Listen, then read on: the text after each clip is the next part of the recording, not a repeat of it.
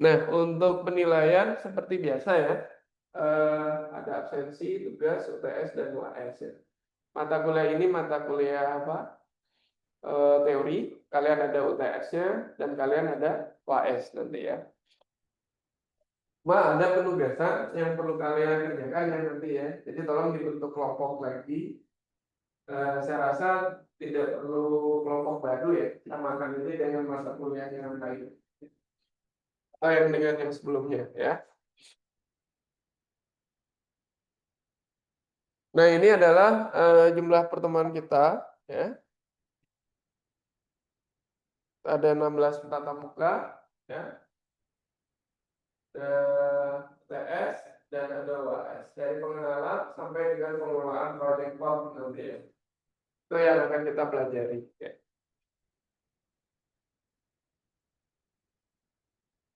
Ini adalah referensi yang akan kita gunakan. Referensi yang kita gunakan. Cuma saya seperti biasa mewajibkan kepada kalian untuk mendownload modul yang ada di web student ya.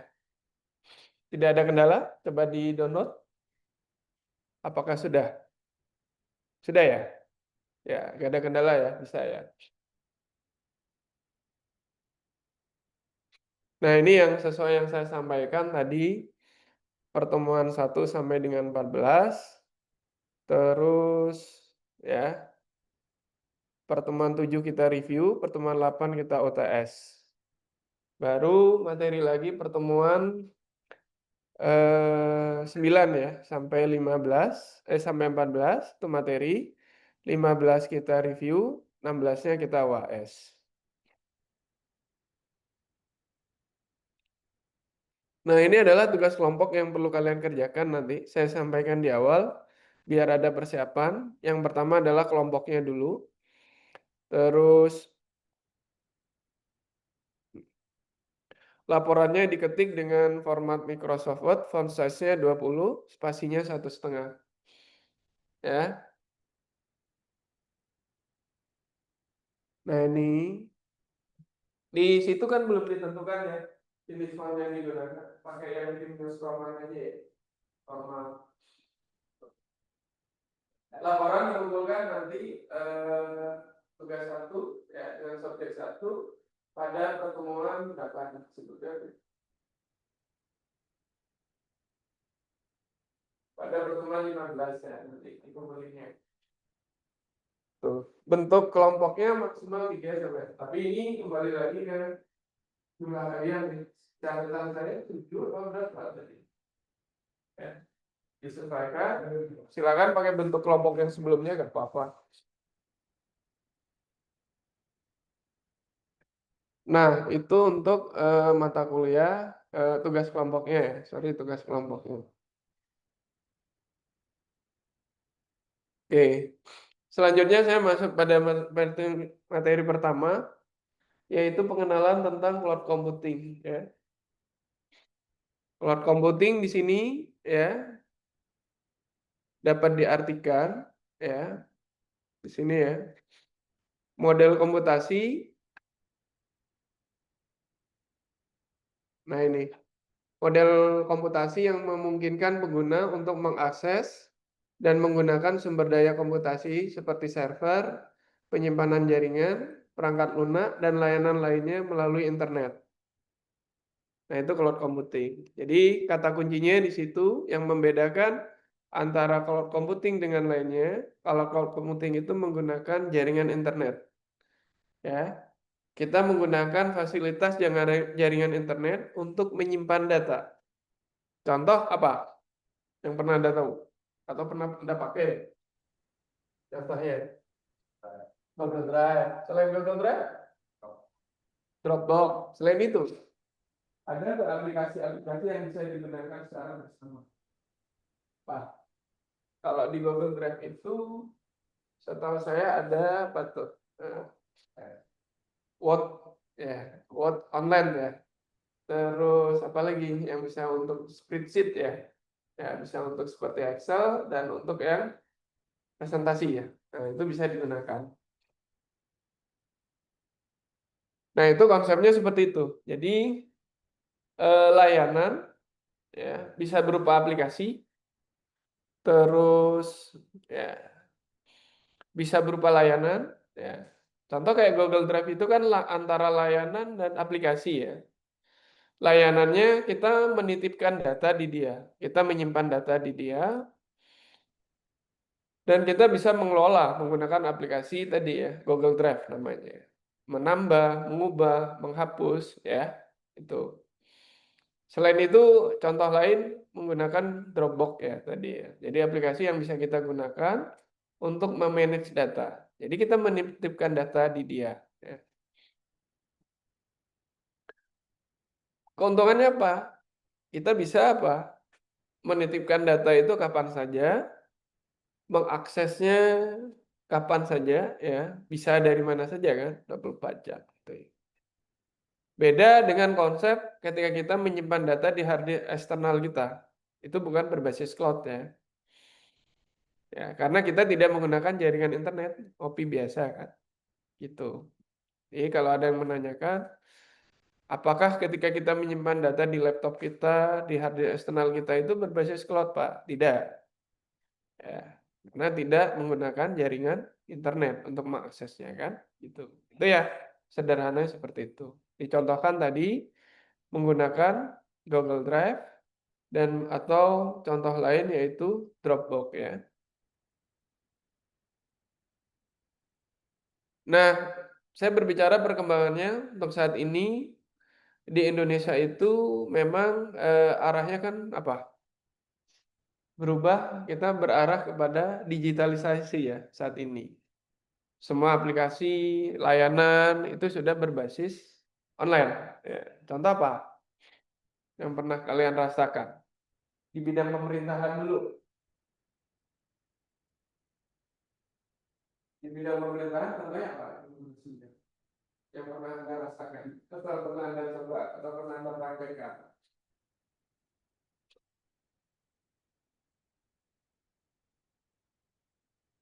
Saya pernah pakai apa? Bahasa pemerintahan, ya seperti kita bikin akte kelahiran. Ya, tuh. Terus apa lagi? Perizinan-perizinan lainnya. Misalnya perizinan perusahaan, bikin PT, bikin CV. Atau yang pernah saya coba itu adalah bayar pajak. Pajak rumah. Pakai apa sekarang kan? Sinyal. Sinyal. Itu pernah saya pakai beberapa kali untuk yang pajak ya. Ini bukan untuk yang apa itu? Satu lagi yang pajak 5 tahun. Yang biasa enggak. Kalau bisa harus datang. Nah, betul ya. Dan informasinya katanya nanti SIM itu juga bisa diperpanjang secara online. SIM. Apa manfaatnya? Ketika kita tidak perlu datang secara langsung, yang pernah Anda rasakan? Apa di situ? Ada apa? Sehingga kita mendapatkan manfaat apa? Fleksibel ya. Tidak perlu datang langsung. Selain fleksibel, apa? Mempermudah. Hah? Mempermudah. Mempermudah. Mempermudah. Mempermudah. Ya. Apa? Efisiensi mungkin kan? Kan kita tidak perlu keluar biaya datang kan itu biaya situ. Nah itu efisiensi dari segi waktu juga kan? Tidak perlu macet-macetan, tidak perlu antri ya kan tuh. Jadi itu dengan adanya contoh dari penerapan cloud ya. Di bidang bisnis apa yang Anda rasakan yang berbasis cloud untuk saat ini? Kita menggunakan aplikasi yang berbasis cloud di bidang bisnis apa? Di bidang bisnis marketplace ya. Contoh Tokopedia, Bukalapak ya kan? Kita bisa melakukan transaksi kapan saja dan di mana saja gitu. Itu ya perkembangannya untuk saat ini. Perkembangan lagi adalah manfaat untuk UMKM, usaha menengah kecil menengah ya, usaha kecil menengah bisa memasarkan atau menjual produknya di marketplace ya, dititipkan di Tokopedia ya kan misalnya. Nah, itu bisa ya. Jadi aplikasi-aplikasi seperti Tokopedia, itu sudah bersifat cloud, ya. Nyimpan datanya di server, ya, secara online, kita akses datanya juga secara online, itu sehingga bisa kita simpulkan dia adalah berbasis cloud. Begitu juga seperti Gojek, Grab, itu saya lihat dia juga berbasis cloud, ya kan? Oke. Kemudahan lainnya untuk yang berbasis cloud itu adalah seperti AWS ya, itu perusahaan AWS, dia menawarkan infrastruktur juga. Ya, infrastruktur itu maksudnya gini, mereka menyewa sederhananya merentalkan komputernya, jaringan, komputernya itu secara online. Kita pakai secara online. Jadi instansi-instansi sekarang yang butuh untuk ke sana itu tidak perlu beli infrastruktur, cukup sewa aja, ya. Sesuai apa kebutuhannya. Butuhnya apa nih? Layanan apa, ya kan gitu. Sehingga apa? Tidak perlu infrastruktur. Nah, keuntungannya apa? Ketika kita tidak memiliki infrastruktur sendiri, kita tidak perlu melakukan apa? Maintenance, ya. Ya kan? Komputernya bukan komputer kita kok, kita pinjem gitu ya. Istilahnya kan gitu. Kita tidak perlu maintenance, ya. Saya lihat di dunia nyata gitu juga, ya. Mungkin di kantor kalian atau yang saya tahu itu di BNI ya, itu dia untuk mobil operasionalnya itu satu dua mungkin punya sendiri, tapi mobil yang lainnya itu Grab, jadi bulanan gitu, sewa. Sehingga apa? Si pihak kantor tidak perlu maintenance kan, nggak mikirin servisnya, nggak mikirin, cuma sewa aja udah. Nah begitu contohnya ya, yang sudah mulai diterapkan. Itu untuk perkembangannya ya. Nah ini gambarannya ketika kita menggunakan model layanan cloud ya. Device bisa dari apa? Handphone, bisa dari laptop, atau bisa dari multi user ya, banyak pengguna lah. Menyimpan datanya di cloud ya, atau di server secara online, disimpan pada basis data satu tempat gitu ya. Tuh. Jadi kalau digambarkan seperti itu ya, device-nya bisa kita dari handphone, dari smartphone kita, bisa dari laptop, ya, simpan ya secara online di server dan ditempatkan pada basis datanya ya. Contoh kayak tadi Google Drive kan, kita menitipkan data lah di situ.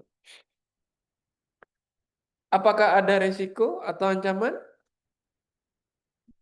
Ada nggak kira-kira dengan adanya cloud ini? Menurut kalian ada apa ancamannya? Kalau ada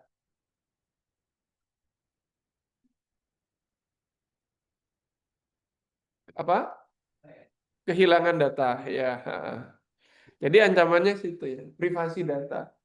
Ketika kita menitipkan data, ya itu ya, risiko keamanan data. Ya, itu yang menjadi tantangannya nanti.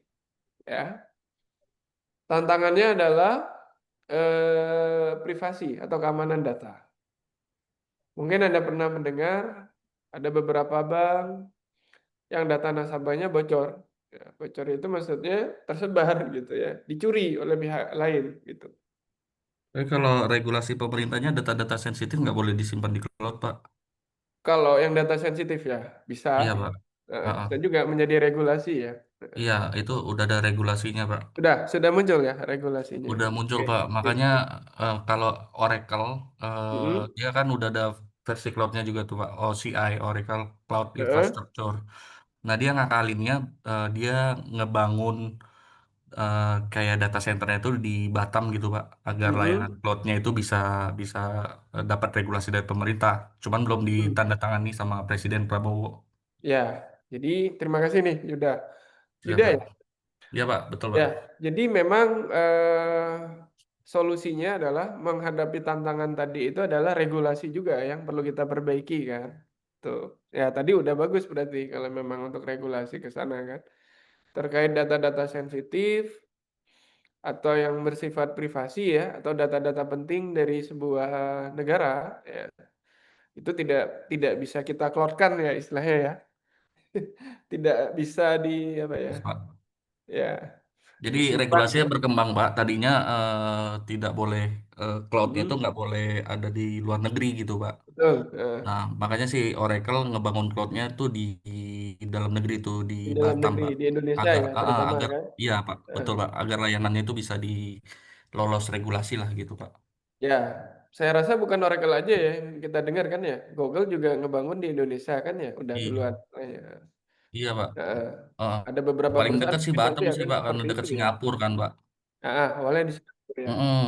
Karena kebanyakan memang produk-produk software itu kebanyakan cloudnya tuh di Singapura, Pak. Jadi mereka Betul. pilih Batam agar lebih dekat distribusinya Oh ya, secara hardware. nah, logis ya. Berarti di Batam kan lebih secara geografis lebih dekat dengan Singapura tadi ya.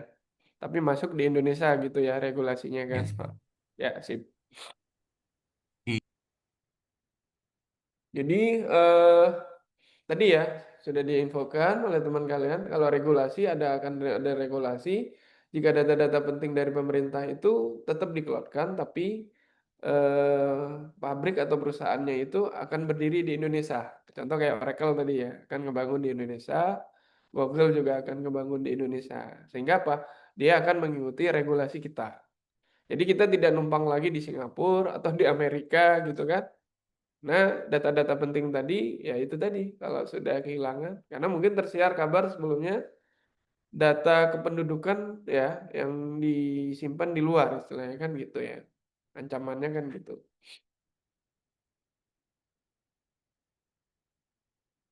Oke, itu adalah memang ancaman ya, ancaman, tantangan ya kita ke depannya. Ya, di balik keuntungan ya, atau manfaat yang kita dapatkan gitu ya, dengan adanya cloud ya. Nah, jika melihat pendapat pakar dari sejarah ini, mulai dari tahun 60 sampai 2005 sampai sekarang, cloud computing itu semakin meningkat popularitasnya ya, penggunaannya ya, karena kita butuh gitu ya. Karena tadi manfaatnya memang besar, efisiensi ya. Terus ya, jika Anda perhatikan di sini ya, efisiensi ya, kita tidak perlu punya infrastruktur yang ya tidak infrastruktur yang mewah gitu ya tapi kita bisa menyewakan sesuai kebutuhan kita ya kita bisa sewa sesuai kebutuhan kita sehingga kita bayar sesuai dengan penggunaan saja ya contoh kayak rental mobil ya sederhana kayak gitu kalau misalnya sehari 1 juta kita rental berarti kalau 3 hari tinggal kalikan gitu ya penggunaannya gitu aja sesuai penggunaan aja gitu ya. Oke, itu untuk sejarah cloud-nya ya. Di Indonesia sendiri ya semakin digunakan infrastrukturnya ya. Karena tadi kita adalah mengarah pada digitalisasi. Ya. Ada beberapa program pemerintah yang memang digalakkan, salah satunya adalah One Data ya, setahu saya. One Data itu adalah ya itu semua. Kita nanti mengakses di satu portal atau di satu tempat yang bisa kita ambil gitu ya. Tidak tersebar datanya ya di One Data. Terus yang kedua, program pemerintah itu setahu saya akan meratakan jaringan internet. Ya.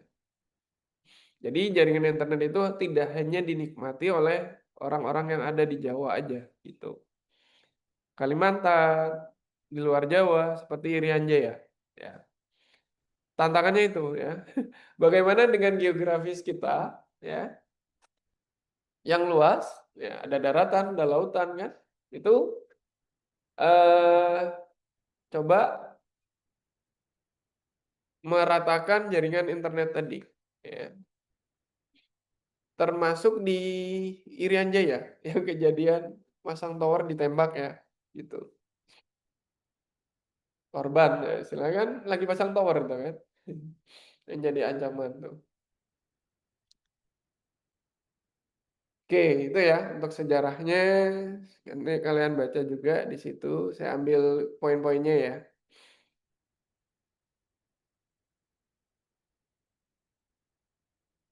Nah, ini tantangannya ya.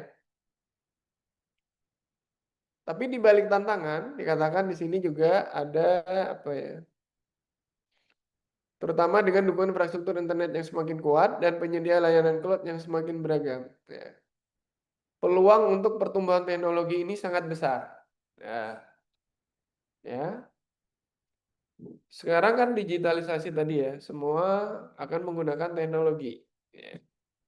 Perusahaan mulai dari perusahaan menengah ke atas, ya tadi ya yang saya sebutkan kepada kalian, UMKM ya tadi ya, usaha menengah, ya kecil menengah, itu bisa menggunakan fasilitas cloud computing. Ya, contoh dengan tadi ya, memasarkan atau menaruh produknya di marketplace. Ya, itu salah satunya.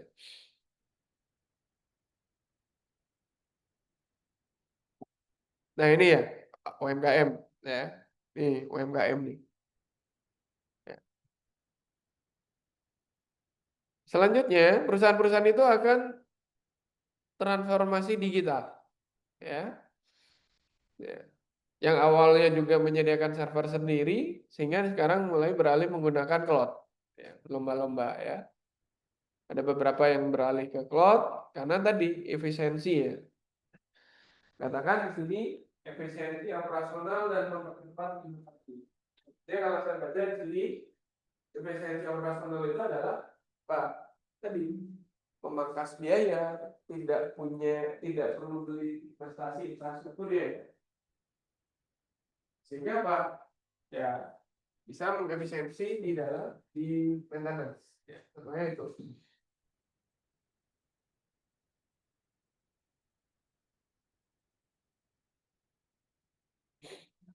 Mempercepat inovasi ya.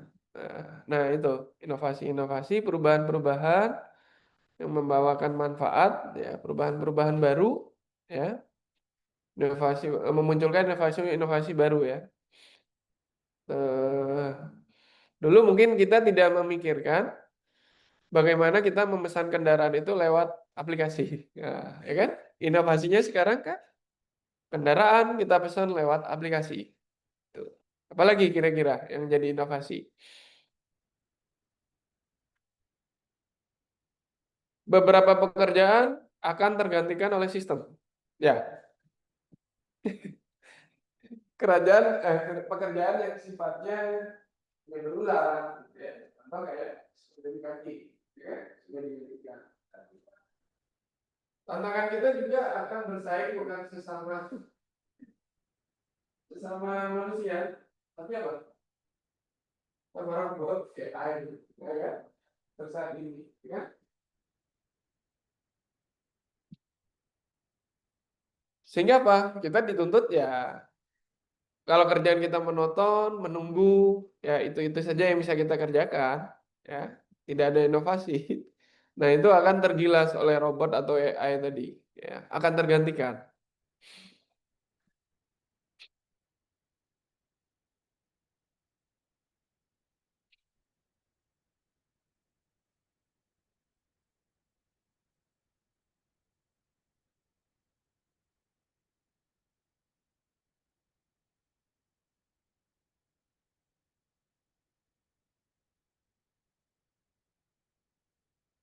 Contoh dari ini ya bukan contoh,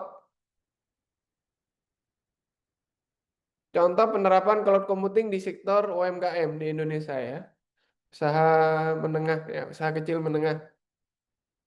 Cloud computing mendukung infrastruktur besar e-commerce yang digunakan UMKM untuk menjual produk mereka. Apa?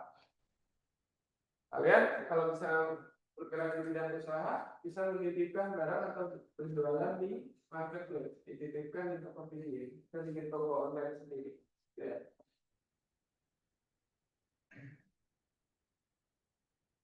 Selain Tokopedia, ada juga Shopee, ya.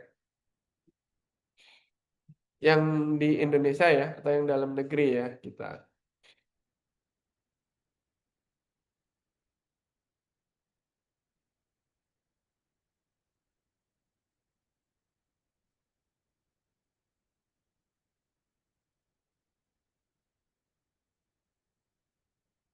Ya, di sini dikatakan eh, berdasar contoh penerapan ini ya. Nah, tipe cloud berdasarkan jenisnya, ada public dan ada privat. Ya.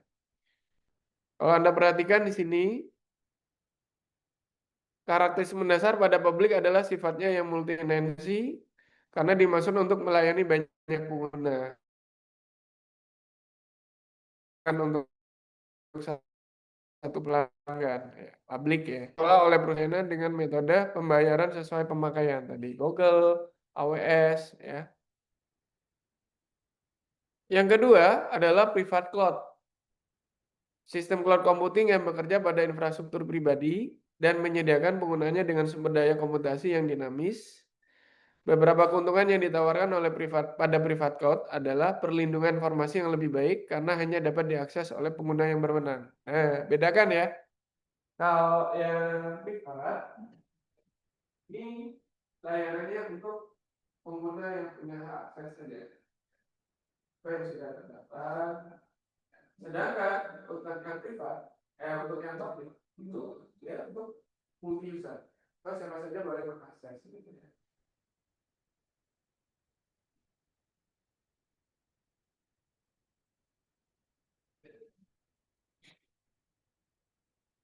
Nah, ini contoh-contohnya ya.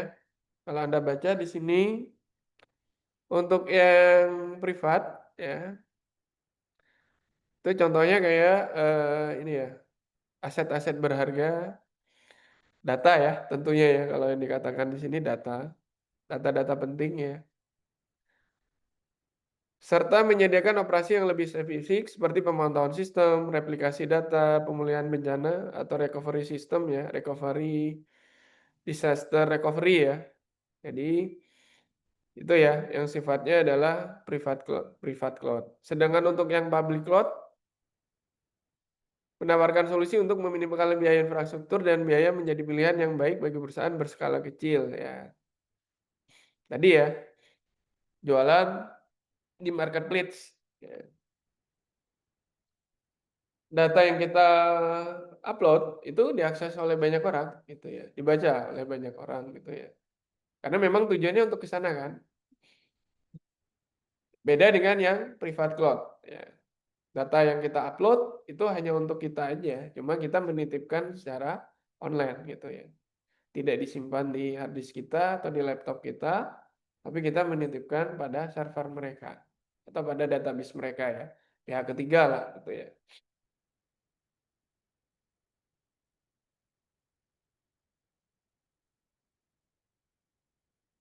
Ada yang hybrid cloud, menggabungkan fasilitas publik ya, menggabungkan fasilitas public cloud dan private cloud ya. Ada yang juga multi hybrid, tidak seperti hybrid cloud dan hanya terdiri dari privat dan public cloud saja. Lingkungan multi hybrid sedikitnya lebih kompleks dan bervariasi karena dirancang secara khusus untuk menjalankan tugas yang berbeda. Misalnya dalam satu perusahaan, tidak semua departemen membutuhkan jenis cloud yang sama dengan rekan cloud publiknya. Sehingga layanan cloud-nya bisa beda-beda setiap divisi. Ya, kalau dalam sebuah perusahaan misalnya ya. Nah, itu bisa menggunakan yang multi hybrid ya, multi hybrid cloud.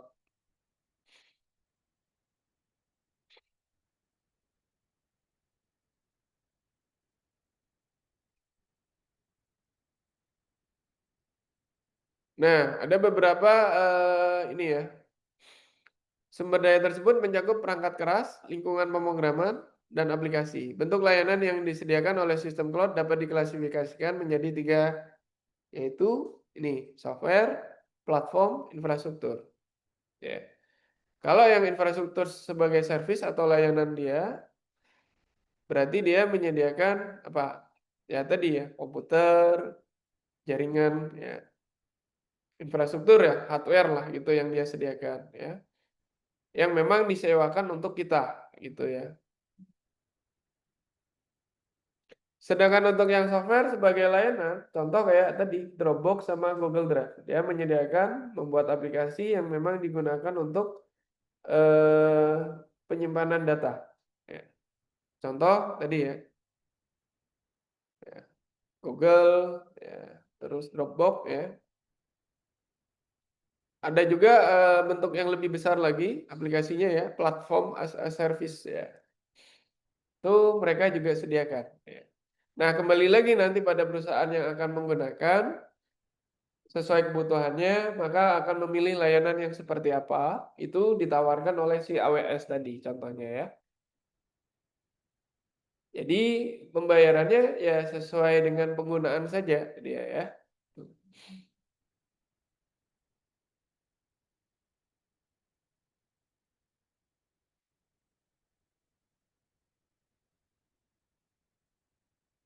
Nah, ini dicontohkan untuk yang platform as a service ya, Google Apps Engine, Microsoft Azure ya.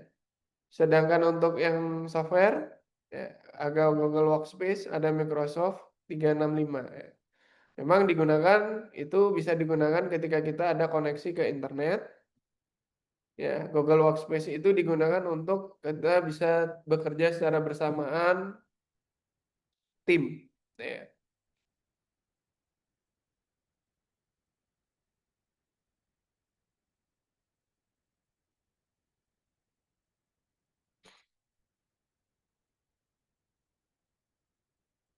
Nah, kalian bisa baca di sini contoh-contohnya ya. Untuk yang software as a service cocok untuk pengguna yang memerlukan aplikasi siap pakai. Ya, tinggal gunain aja. Ya. Yang kedua, platform as service di situ cocok untuk pengembang yang ingin fokus pada pembuatan aplikasi tanpa harus memikirkan pengelolaan server. Jadi dia buat aplikasi, tapi kalau sudah jadi dia tidak perlu mikirkan nanti diinstal di mana ya, terus menggunakan servernya kayak apa. Nah, itu untuk yang seperti itu bisa memilih layanan yang platform as a service.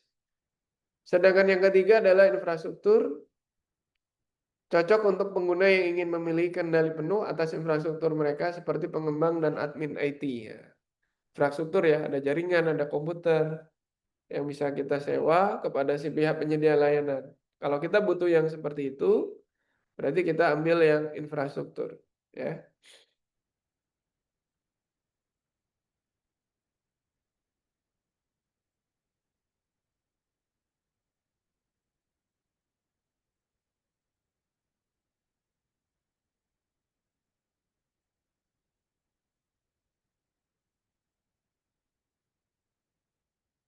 Nah, ini adalah manfaat dari adanya cloud ya. Tadi efisiensi biaya. Bisa Anda baca di situ ya. Efisiensi biaya berarti ya mungkin investasi apa ya? Efisiensi biaya tadi kalau untuk sebuah perusahaan tidak perlu ada maintenance ya. Kalau berupa infrastruktur ya yang dibutuhkan. Pengguna hanya membayar sesuai penggunaan saja. Ya.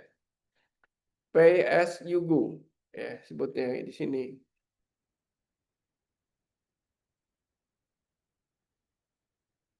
Ada yang perusahaan mengelola aplikasi atau membuat aplikasi tapi tidak membangun pusat datanya sendiri sehingga menghemat biaya operasional di awal.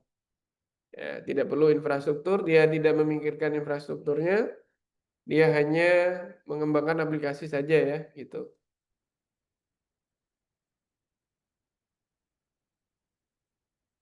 Yang kedua adalah skalabilitas. Ya, sumber daya bisa ditingkatkan atau dikurangi ketika kita menggunakan cloud ya, layanan yang disediakan. Contoh Netflix ya. Ada waktu-waktu mungkin dia penggunanya meningkat sehingga perlu ditambahkan skalanya ya. Selanjutnya adalah aksesibilitas global. Data dan aplikasi dapat diakses dari mana saja manfaatnya ya dengan adanya koneksi internet. Contoh Google Workspace ya. Memungkinkan tim yang tersebar di berbagai lokasi untuk berkolaborasi dalam dokumen secara real time. Jadi langsung hasil pekerjaan yang dikirim saat itu juga bisa diedit oleh yang lain, bisa dibaca oleh orang lain saat itu juga. Tidak perlu nunggu bulan depan, besok, lusa, real time langsung ya. Gitu.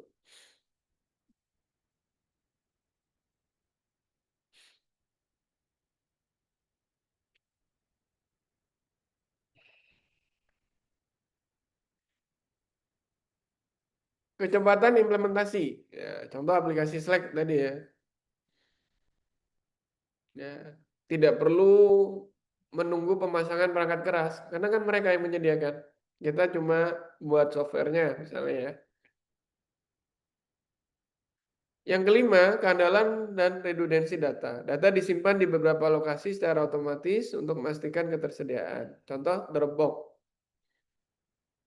Kita menggunakan layanan itu untuk menyimpan data selalu tersedia meskipun pengguna kehilangan perangkat mereka. Misalnya ya. Jadi kita bisa mengakses kapan saja, dari mana saja.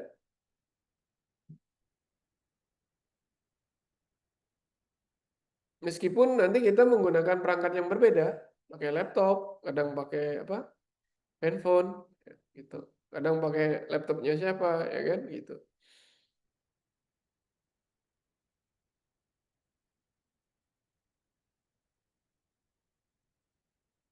Yang keenam adalah keamanan yang ditingkatkan. Ya. Manfaatnya adalah penyediaan cloud menawarkan fitur keamanan enkripsi ya. Jadi data yang awalnya bisa dibaca itu dienkrip ya, dibentuk dalam bentuk kode-kode rahasia. Ya, tidak bisa dibaca ya. Dan yang bisa membaca yang menerimanya saja itu ya. Itu yang dikatakan enkripsi ya. Contoh Salesforce, platform CRM. CRM di sini adalah yang saya tahu Customer Relationship Management ya. Berbasis cloud tapi ya. Memberikan jaminan keamanan data pelanggan untuk klien perusahaan besar ya. Yang ketujuh, manfaat yang ketujuh, mobilitas dan kerja jarak jauh. Ya, dengan adanya berbasis cloud, kita bisa menggunakan aplikasi seperti Zoom. Apalagi di Indonesia pas pandemi, work from home, sampai sekarang sih digunakan Zoom. Ya, di dunia pendidikan, misalnya saya gunakan juga untuk bimbingan, kalau tidak bisa ketemu pakai Zoom. Rapat tidak bisa di satu tempat, ada yang di Jakarta, ada yang di Surabaya, ada yang di Irian Jaya. Nah, itu bisa menggunakan Zoom. Nah, itu mobilitas dan kerja jarak jauh ya. Cloud gitu bisa manfaatnya seperti itu. Contoh penggunaan dari atau implementasi dari Zoom. Zoom itu udah berbasis cloud ya kan. Kita menggunakannya harus menggunakan koneksi internet kan gitu ya. Selain Zoom ada juga Google Meet yang saya tahu ya, Google Meet. Ada juga mungkin yang lain juga ya yang bisa digunakan.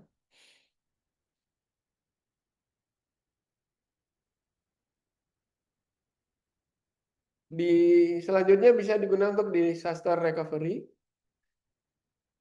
pencadangan data otomatis sehingga organisasi dapat memulihkan data pada misalnya terjadi bencana ya, servernya rusak. Nah, itu ada backup data yang sudah disiapkan. Yang sembilan, ya, inovasi teknologi. Ya, saat ini kita ketahui kan, cloud menyediakan akses ke alat modern. ChatGPT jalannya di cloud kan. Terus machine learning, analitik data besar atau big data ya. Contoh Uber ya, perusahaan transportasi online. Uber menggunakan layanan berbasis cloud untuk memproses data dalam skala besar dan memberikan rekomendasi perjalanan secara real time. Cara real time itu adalah saat ini ya, contoh kayak gini. Seseorang misalnya ya buka sebuah web sebuah produk. Nah, nanti itu sih cara real time. Nanti langsung di Facebook itu banyak rekomendasi-rekomendasi yang klik gitu ya.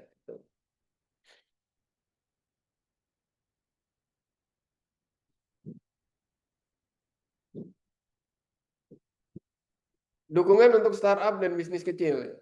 Ya, ada contoh aplikasi InstaChat ya, menggunakan cloud untuk membangun dan mengelola platform pengiriman barang tanpa membangun infrastruktur fisik sendiri. Yang ke-11, penggunaan jejak karbon. Dengan memanfaatkan cloud, organisasi tidak perlu menjalankan pusat data yang besar dan boros energi. Ya, mengurangi kertas, ya kan? Contoh yaitu adalah Spotify, mengurangi jejak karbon mereka dengan memindahkan operasi ke platform cloud yang lebih efisien dan secara energi ya. Ya, karbon juga tadi ya, efisiensi ya, penggunaan kertas.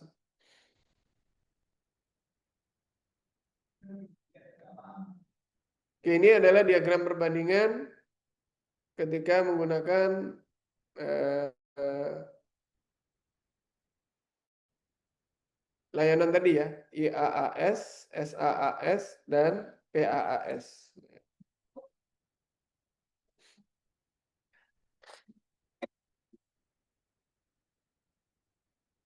Untuk yang IaaS tadi,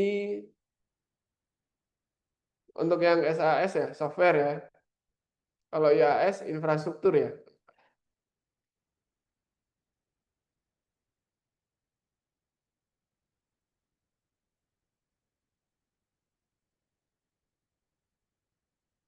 Kalau yang software IaaS, ya, dikelola semua oleh provider ya. Contoh kayak Google Drive kan.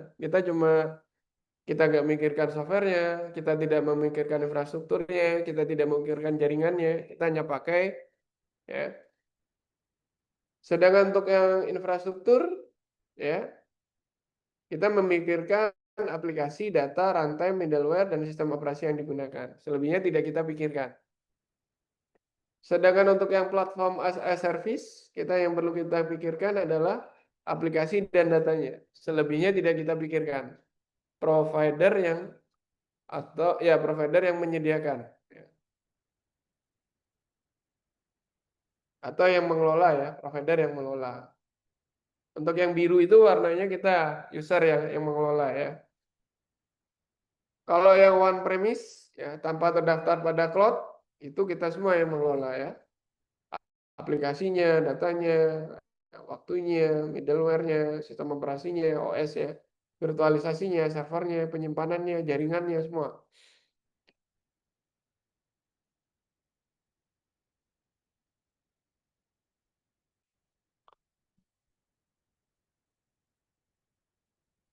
Oke, ini contoh-contoh penggunaannya ya.